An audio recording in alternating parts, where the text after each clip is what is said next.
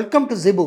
As a part of knowledge series, today we are going to discuss about power of attorney to the stockbrokers. There is a lot of confusion whether to give a stockbroker our power of attorney for debiting the accounts. Power of attorney is nothing but an authorization given to the broker for debiting our shares against our sale position. Whenever the shares are bought from the stock exchange, it is credited to the Demat account of the holder. And again, whenever the shares are sold, it is debited from the Demat account of the holder and sent back to the exchange. Whenever the shares are credited, it requires no authorization.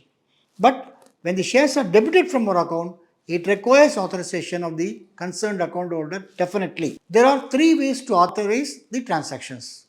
One is giving a delivery instruction slip. This delivery instruction slip is very similar to our checkbook. Whenever we issue a check to others, the amounts get debited in the bank account. Likewise, whenever we issue a delivery instruction slip, those shares are debited to our Demat account. And the next is easiest transaction from CDSL portal, which is very similar to our net banking. So through net banking, if we authorize for transaction, the amount gets debited. Likewise, through internet portal of CDSL, we authorize and the shares are transferred to other accounts. And the third is power of attorney.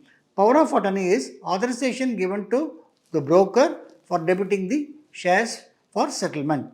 In the first two methods, all the share transactions can take place through that method, but in the power of attorney, only transactions which requires to be settled through the broker for the settlement alone can be transferred.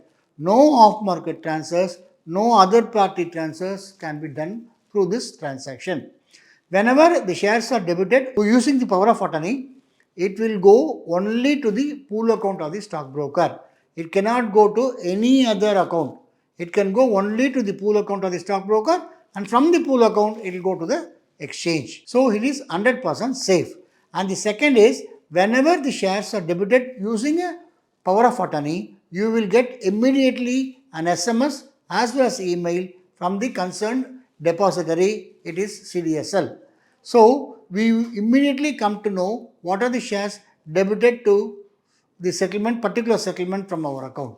So we can also verify it. So the power of attorney transactions are in that way, they are more safe. And the power of attorney transactions give a smooth sailing to the settlement process, wherein whatever shares we sold, it gets smoothly transferred to the exchange and our payment is received.